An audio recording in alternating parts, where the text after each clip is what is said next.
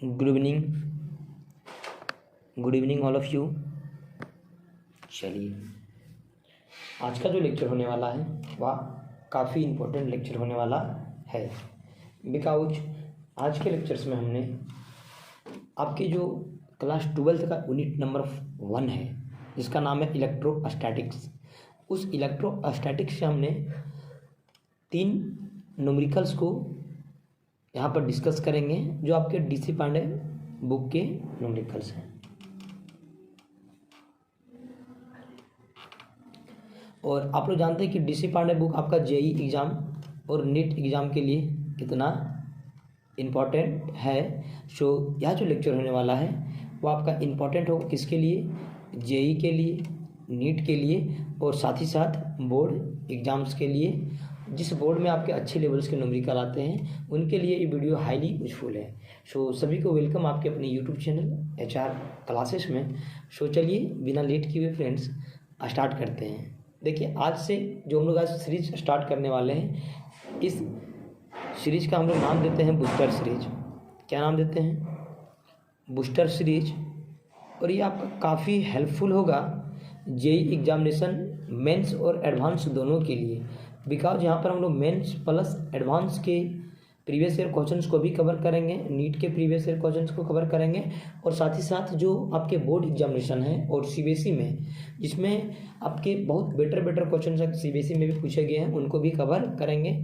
सो चलिए बिना लेट किए हुए वीडियो को स्टार्ट करते हैं फ्रेंड्स। सो पहला क्वेश्चन देखते हैं। सो देखिए, ये आपका है एचआर क्लासेस।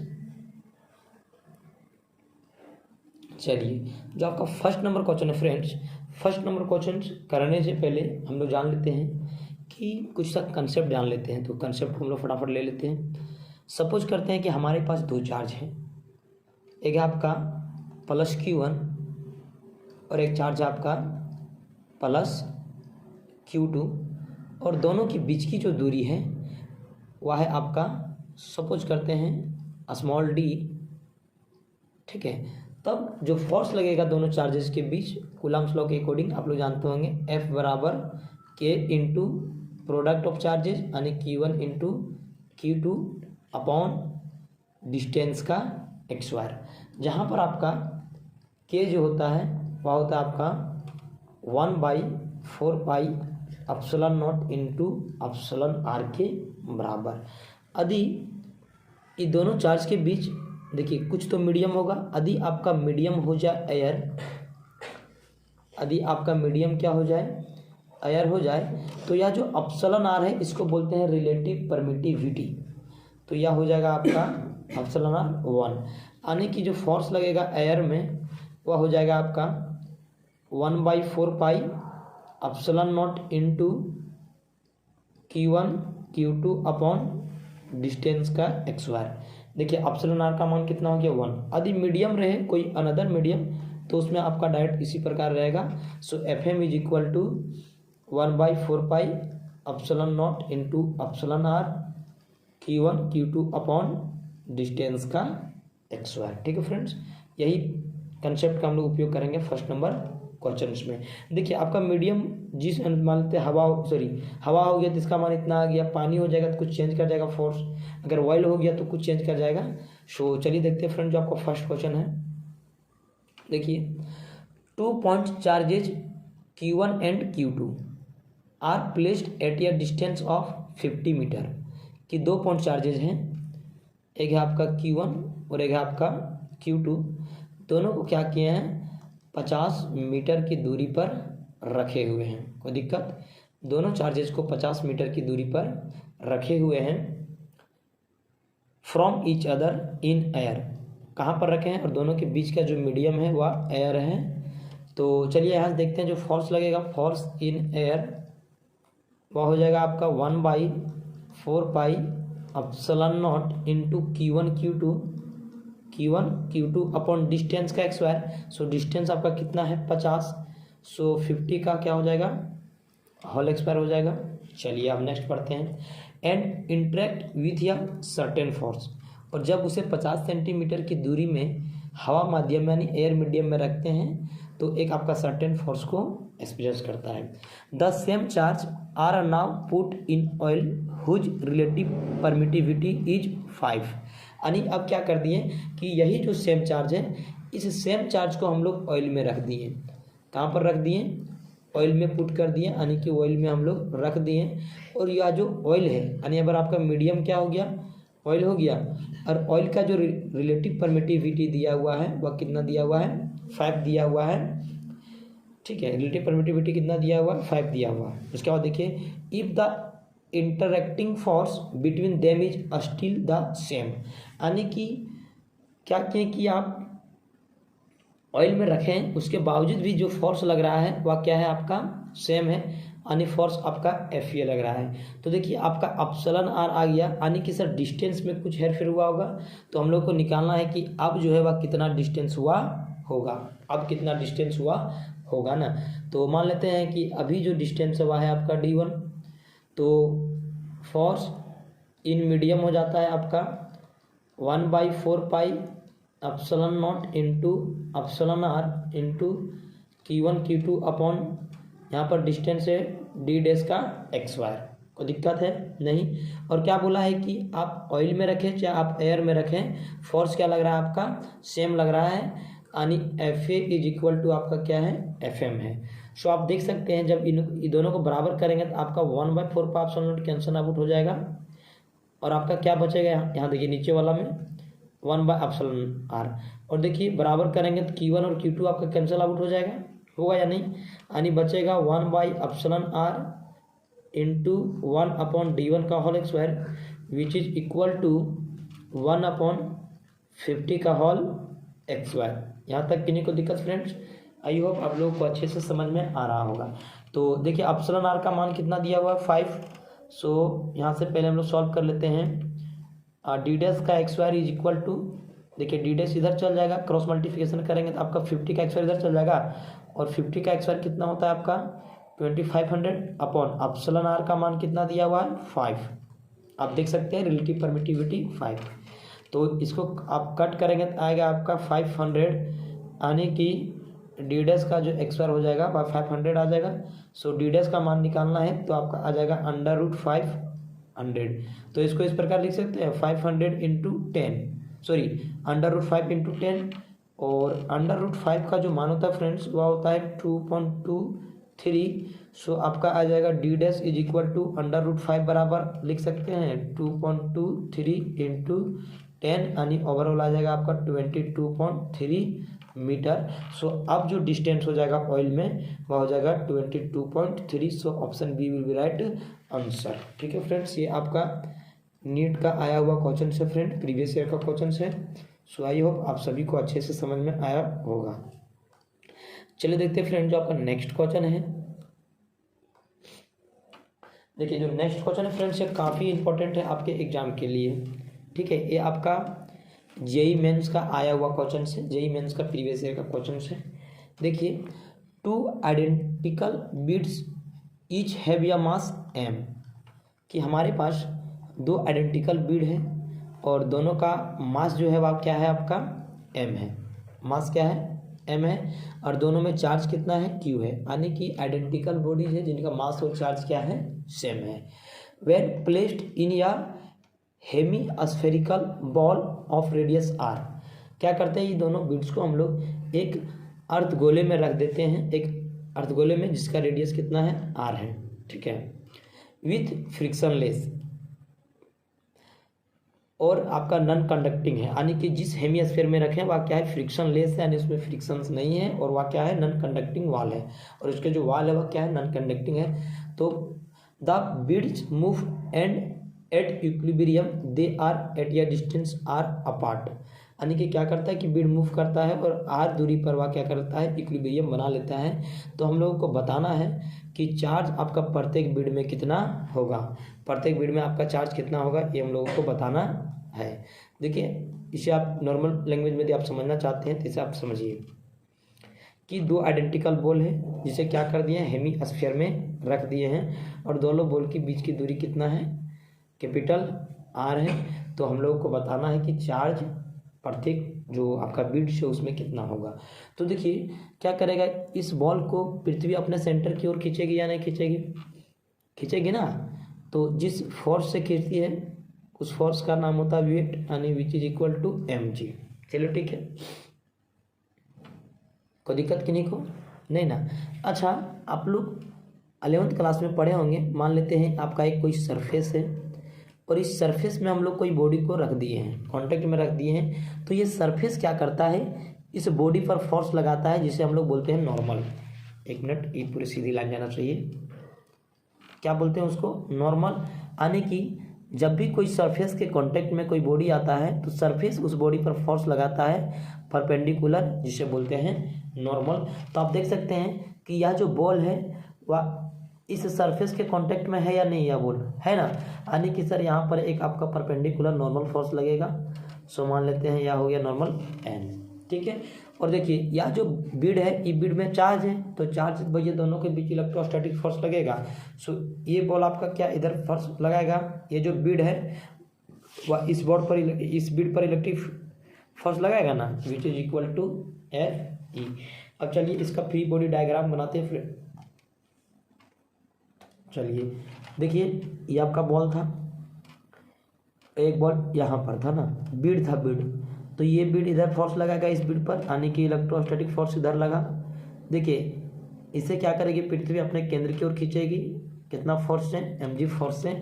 और यहाँ जो बीड है यह आपका हेमीस्फीयर से टच है ना, तो भैया जब भी किसी सरफेस से कोई बीड या फिर कोई बॉल टच रहता है तो वह सरफेस उस पर फोर्स लगाती है, जिसे हम लोग बोलते हैं नॉर्मल। सो ये आपका नॉर्मल हो गया। कोई दिक्कत है फ्रेंड्स, नहीं ना। सो चलिए देखते हैं। अब यहाँ पर देखिए ये आपका क्या है, अगर ए आर है, ये आर है और ए भी आर है, मतलब सर यह एक त्रिभुज है। आप देख सकते हैं फिगर से, ये आपका त्रिभुज बना या नहीं बना, बना। और यह कैसा त्रिभुज, त्रिभुज के तीनों साइड आपका क्या है, बराबर है। जब आपका तीनों साइड क्या होता है, बराबर होते हैं, तो उसको बोलते हैं इक्विलेटरल ट्रायंगल। और इक्विलेटरल ट्रायंगल का जो प्रत्येक एंगल होता है वह होता है 60 डिग्री। सो आप देख सकते हैं कि ये एंगल आपका कितना है, 60 डिग्री है, और ये एंगल आपका कितना हो गया, 90 डिग्री हो गया। तो चलिए अब देखते हैं फ्रेंड्स। और यदि आप इसको देखना चाहते हैं तो ये एंगल आपका कितना हो जाएगा, एक मिनट, इसको थोड़ा सा हम साफ कर लेते हैं ताकि आप लोगों को ज़्यादा बेटर समझ में आएगा। चलिए आप बताइए कि ये एंगल कितना हो जाएगा। देखिए अगर इधर 90 है तो भैया ये भी 90 हो जाएगा। और एक स्ट्रेट लाइन अगर ये 60 डिग्री है तो इधर वाला जो बचा हो गया वह कितना हो जाएगा, 120 डिग्री। यानी कि नॉर्मल और mg के बीच जो फोर्स लगेगा वह यह 90 plus 120 which is equal to 210 degree. अब चलिए लेमी थ्योरम को अप्लाई करते हैं friends. So applying Lami theorem, तो लेमी थ्योरम में हम लोग चलो एफ का मान निकालते हैं। तो एक सेकेंड, इस प्रकार से भी ड्रॉ कर सकते हैं। आज फिर ये जो बीड है, ये बीड इस पर फोर्स लगाएगा या नहीं लगाएगा, लगेगा ना, तो इससे बाहर हो जाएगा। तो ऐसे आप लगा लीजिए, इससे क्या होगा कि थोड़ा सा आसानी से बन जाएगा।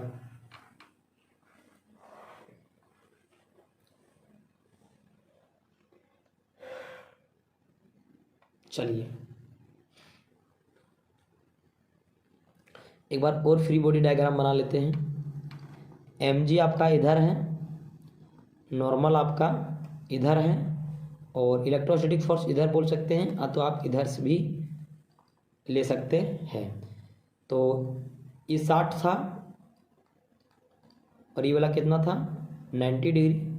सो ओवरऑल ये वाला कितना हो गया, 150 डिग्री, और ये वाला आपका 90 डिग्री हो गया। अगर ये आपका 60 है तो ये हो गया आपका 120 डिग्री। क्या होगा, इस डायग्राम से आपका क्वेश्चन आसानी से बनेगा। तो एक सेकेंड, थोड़ा सा इसको हम रफ कर लेते हैं।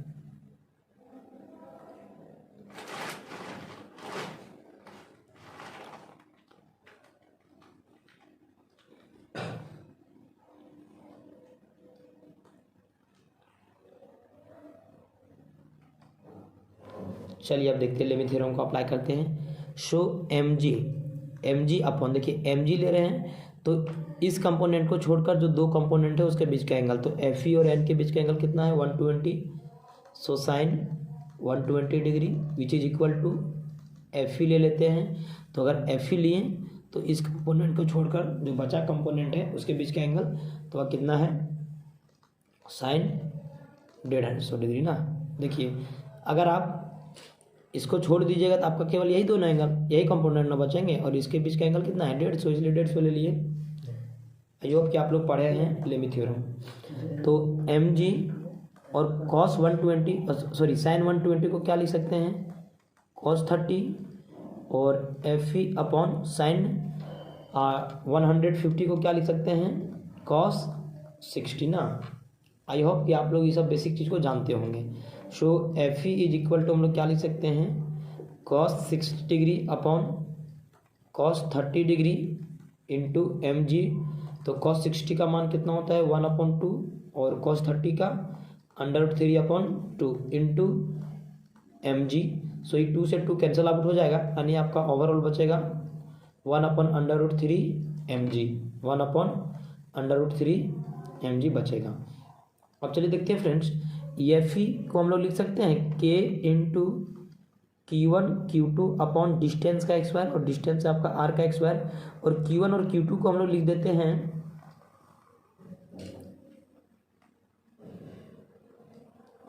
Q1 और Q2 को हम लोग लिख देते हैं Q का x²। क्यों? क्योंकि दोनों आइडेंटिकल चार्ज है ना, दोनों चार्ज आपके कैसे हैं आइडेंटिकल है, सो इसलिए हम लोग लिख देंगे Q का x² which is equal to 1/√3 M G. So यहाँ से Q x² is equal to हो जाएगा M G R x² upon √3 के। तो यहाँ से Q का मान निकालना चाहेंगे तो आ जाएगा आपका M G R x² upon √3 के का पावर हाफ। ये हो गया आपका चार्ज 1 ईच बीड, यही निकालने बोला था ना। So right answer will be M G R x² upon √3 के। आप के का मान पुट कर सकते हैं 1/4πε0। ठीक है फ्रेंड्स, तो चलिए अब देखते हैं फ्रेंड्स जो नेक्स्ट क्वेश्चन है। देखिए यह जो नेक्स्ट क्वेश्चन है फ्रेंड्स यह काफ़ी इंपॉर्टेंट क्वेश्चन है। नेक्स्ट क्वेश्चन जो है वह काफ़ी इंपॉर्टेंट क्वेश्चन है। तो चलिए इससे पहले हम एक कंसेप्ट आप लोग को करवा लेते हैं।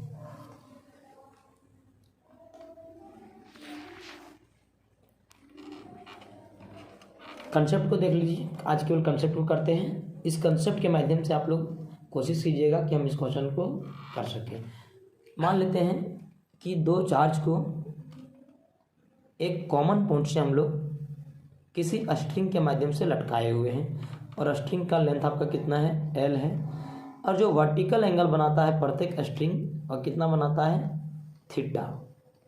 कोई दिक्कत है तो हो सकता है यहाँ से बहुत सारी चीज़ पूछेंगे कि बताइए यहाँ से टेंशन कितना लगेगा, चार्ज क्या हो जाएंगे बॉल पर, मास क्या होगा बॉल का। ठीक है, तो सब पूछ सकते हैं। मान लेते हैं कि इसका जो चार्ज है Q है, और यहाँ भी जो बॉल में जो चार्ज आपका वो Q है, यानी कि आइडेंटिकल है, और मास कितना है M है मान लेते हैं। तो चलिए देखते हैं, और एक हम लोग आइडेंटिकल स्ट्रक्चर को ले लेते हैं। अगर ई एल है तो ई एल है तो ई भी आपका एल होगा। चलिए आइडेंटिकल नहीं लेते, एक हम लोग कोई नॉर्मल ले लेते हैं जनरल, यानी कि इसके बीच की डिस्टेंस कितना है डी है। तो चलिए एक कोई पार्ट को ले लेते हैं, इस बॉल को लेते हैं। क्या इस बॉल पर पृथ्वी नीचे की ओर mg फोर्स खींचेगी या नहीं खींचेगी?